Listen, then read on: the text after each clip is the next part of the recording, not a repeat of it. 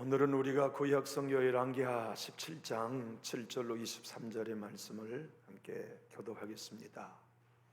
구약성경 590면 열왕기하 17장 7절로 23절입니다.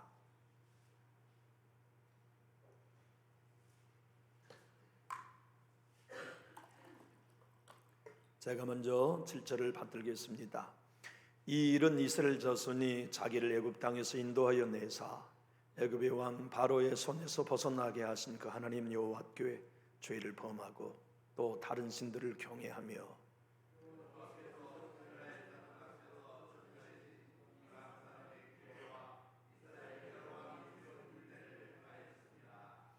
이스라엘의 자손이 점차로 불의를 행하여 그 하나님 여호와를 배역하여 모든 성읍의 망대로부터 견고한 성이 이르도록 산당을 세우고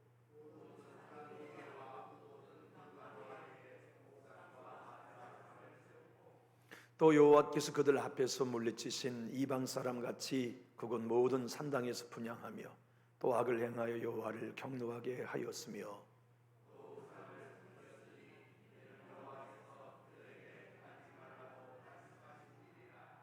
여호와께서 각 선지자와 각 선견자를 통하여 이스라엘과 유다에게 지정하여 이르시기를 너희는 돌이켜 너희 악한 길에서 떠나 나의 명령과 윤리를 지키되 내가 너희 조상들에게 명령하고 또 내 종 선지자들을 통하여 너희에게 전한 모든 율법대로 행하라 하셨으나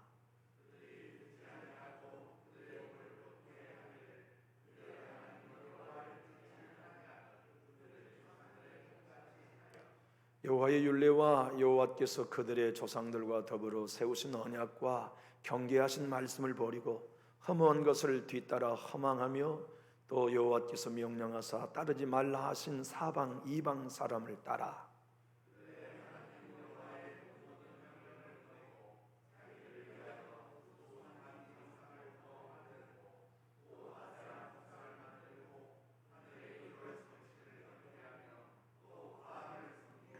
또 자기 자녀를 불가운데로 지나가게 하며 복술과 사술을 행하고 스스로 반려 여호와 보시기 악을 행하여 그를 경노하게 하였으므로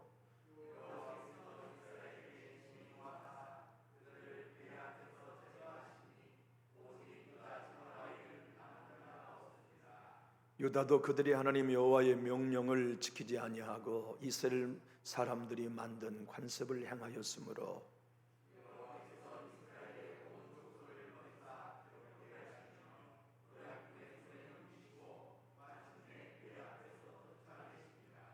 이스라엘을 다윗의 집에서 찢어 나누심에 그들이 느바스의 아들 여로보암을 왕으로 삼았더니 여로보암이 이스라엘을 몰아 여호와를 떠나고 큰 죄를 범하게 하며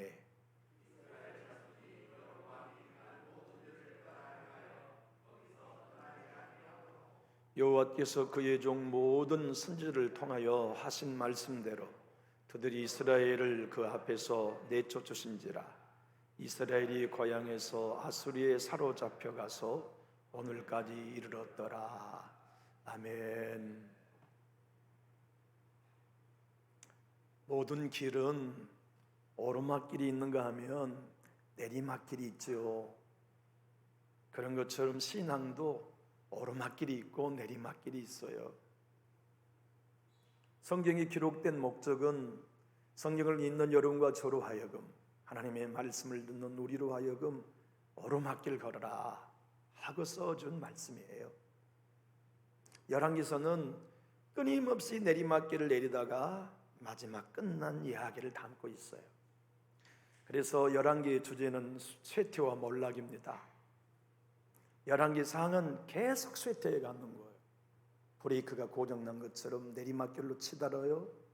열왕기하는 그래서 드디어 몰락한 역사의 주제를 담고 있어요.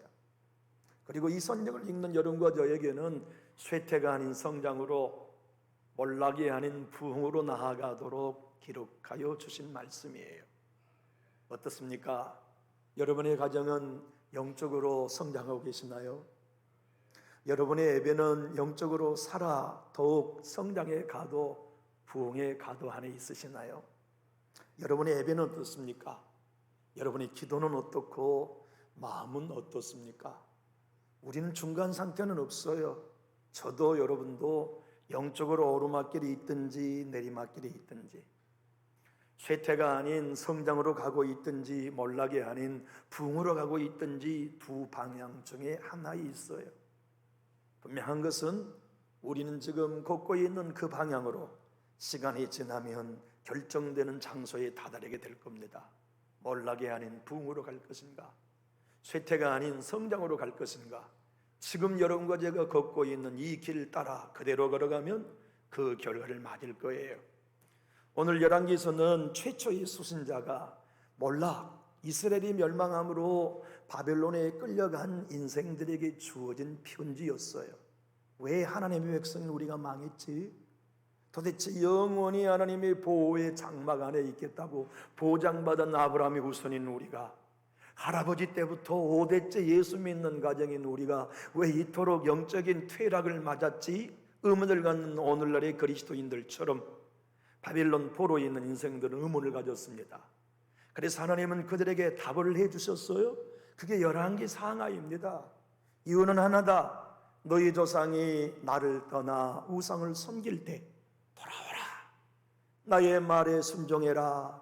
내가 많은 선지자를 지정했다. 너희는 이스라엘로 가서 내 백성들에게 선포해라 지정하고, 어떤 선지자에게는 예루살렘에 가서 지정하여 그 선지자를 파송하고, 어떤 선지자에게는 예루살렘에 가서, 어떤 선지자는 전라도로 가서, 어떤 선지자는 서울로 가서, 어떤 선지자는 1구역으로 가서, 어떤 선지자는 9구역에 가서 나의 말을 전하라고 주님이 보내셨건만 너희가 내 말을 기울이지 않았다. 열왕기하 17장은 그래서 북이스라엘이 마지막 아수르에 의하여 멸망한 이야기를 결론으로 쓰고 있습니다. 하나님은 이 본문을 통하여 이렇게 말씀하세요. 우리 18절로 20절 한번 읽어볼까요?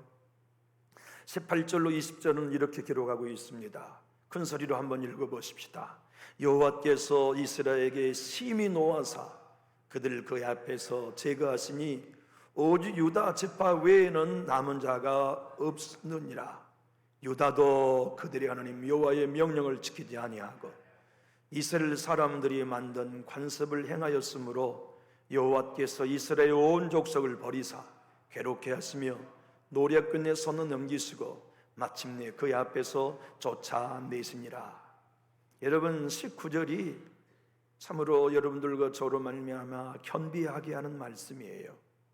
18절까지는 이스라엘 백성들이 하나님을 떠나서 남은 자가 없이 멸망했고 겨우 남쪽 유다만 남았는데, 그 남쪽 유다 자초도 19절은 뭐라고 하고 있습니까?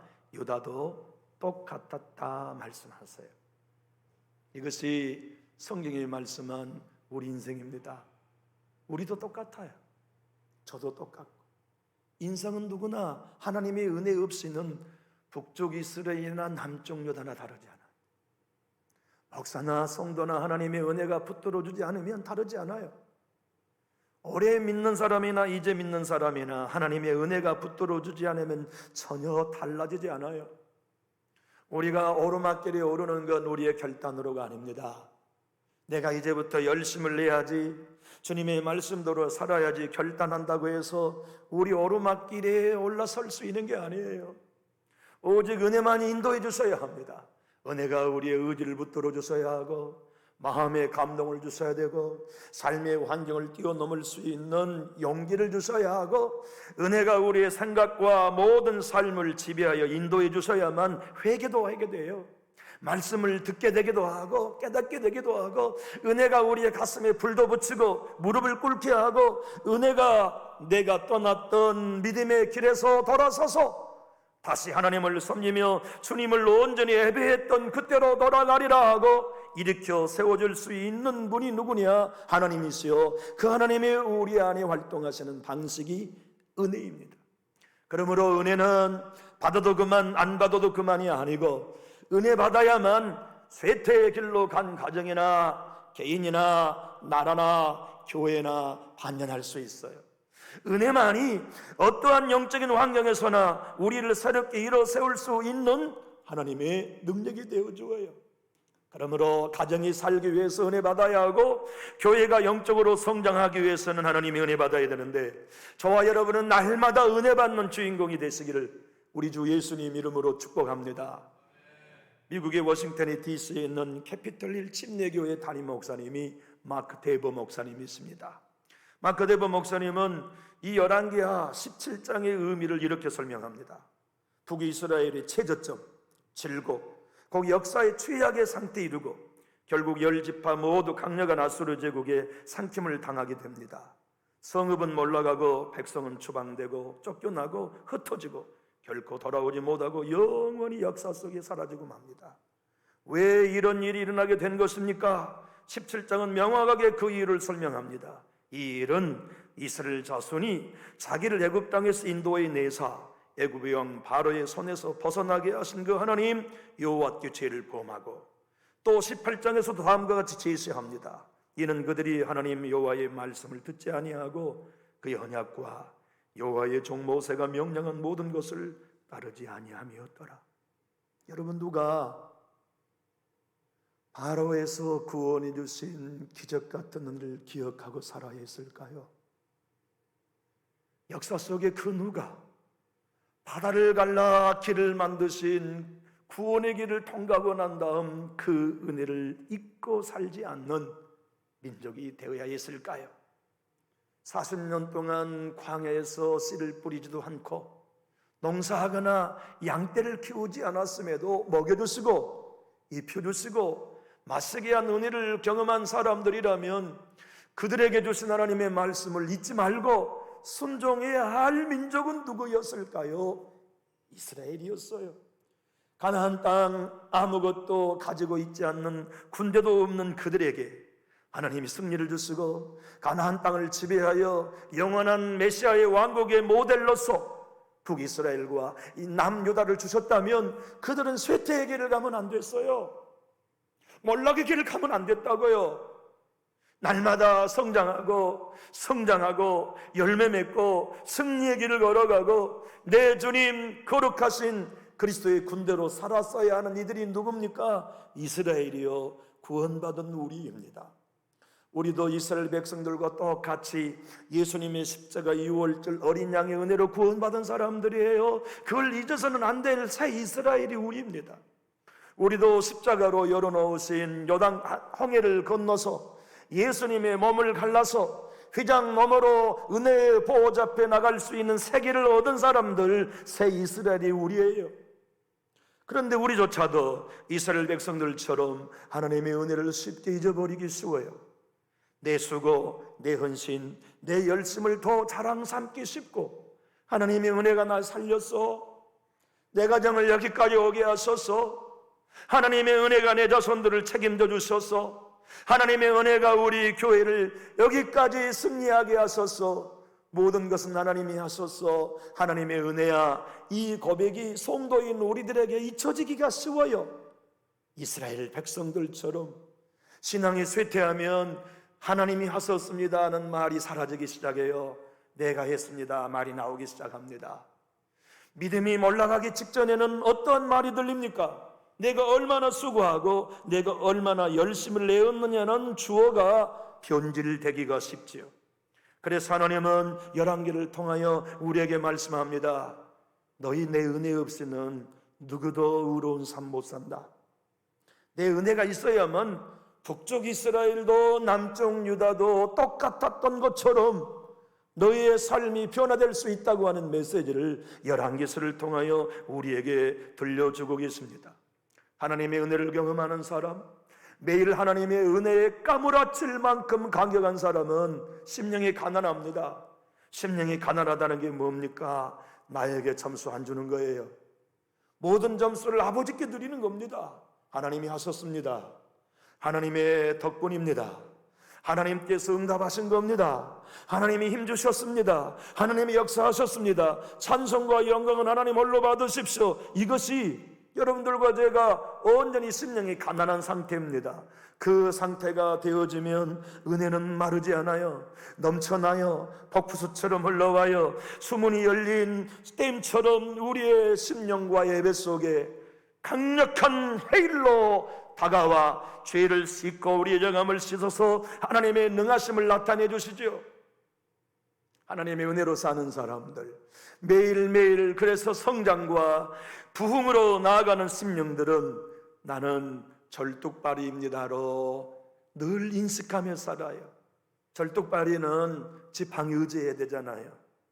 심령이 가난한 사람은 내가 절뚝발이라고 생각해요. 그래서 주님의 은혜를 지팡이로 의지해요.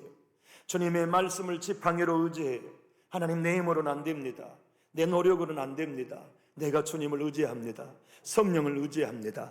말씀을 의지합니다. 십자가를 의지합니다. 예수 보혈을 의지합니다. 그래서 매일매일 심령이 가난한 사람은 자기를 부인하고 하나님의 은혜 안에 온전히 의탁하죠.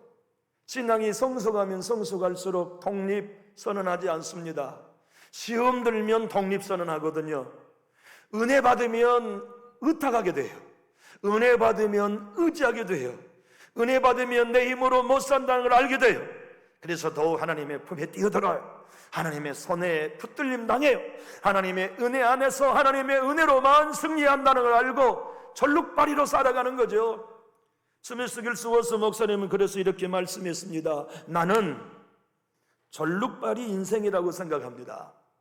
이유가 뭡니까? 가난한 심령, 십자가의 칼로 마음 깊이 베어진 사람은, 심령이 가난한 사람은 언제나 하나님과 씨름하여 내 자신이 죽고 하나님의 부흥이 임하기를 원하는 사람은 절름발이 심령이 가난 자로 살아가는 삶을 선택한다고 자신의 경험담을 통해 이야기합니다.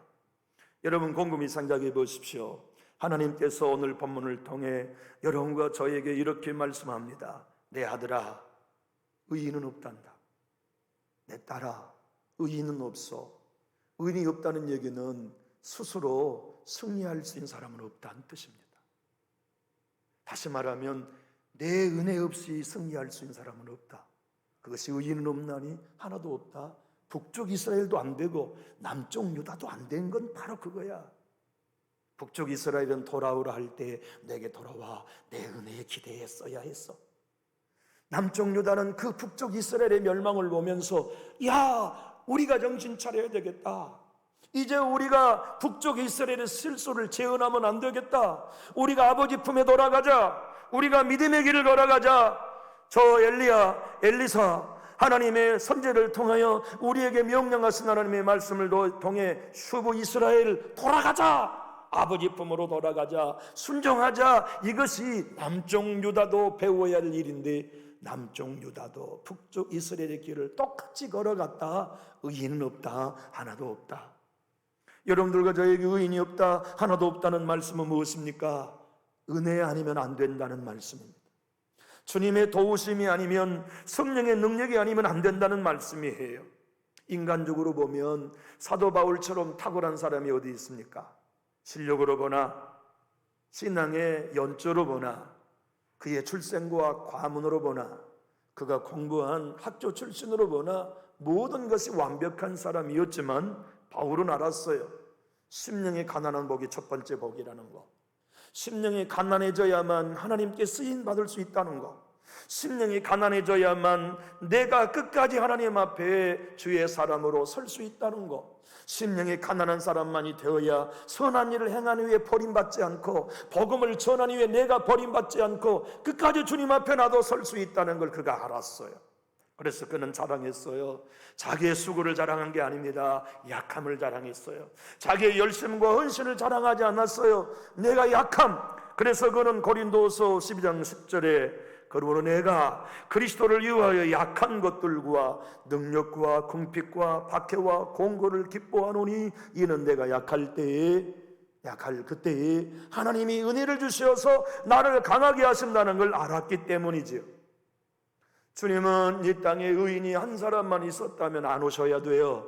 안 오실 판이었어요. 근데 의인이 없기 때문에 완전한 의이신 예수님이 오셔야만 했지요.